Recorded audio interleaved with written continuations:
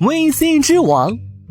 沙棘是防风固沙、改良土壤的优良树种，它不仅在生态绿化建设中大显身手，其果实还是为中草药，有着悠久的历史。公元8世纪，杰出的藏族医学家于妥元丹公布，在他的藏医经典《四部医典》中，就曾记载了沙棘的神奇妙用。话说三国时期，魏蜀吴连年征战，有一次蜀国大军来到金沙江和澜沧江畔地带，由于长途跋涉导致人疲马乏，后继粮草又得不到及时的补给，全军将士陷入了饥饿和体弱多病的危境中。这时有几个实在饿得不行的士兵在荒山野岭中发现了一种长在带有尖刺树枝上的橘红色果实，这些鲜艳的果实挂满了枝头，甚是诱人。可带尖刺的树枝使士兵们不敢轻易靠近尝试，害怕这些果实有毒。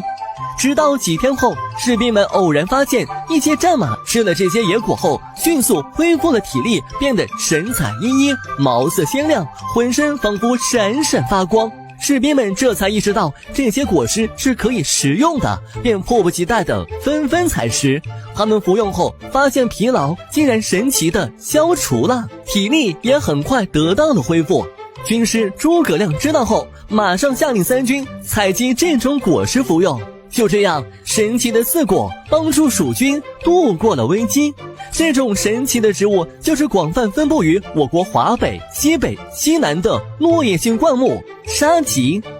沙棘别名沙枣、醋榴果，性味酸涩，性温，归脾、胃、肺、心经，具有止咳祛痰、消食化滞、活血散瘀等功效，常用于脾虚食少、食积腹痛、咳嗽痰多、胸痹心痛、淤血经闭、跌扑瘀肿等症。沙棘除了可做水果食用外，还是大自然赐予人类的一种很好的药物。沙棘为药食同源植物，果实中维生素 C 含量很高，享有 VC 之王的美称。1977年，我国卫生部将沙棘正式列入中国医典，肯定了它的药用价值。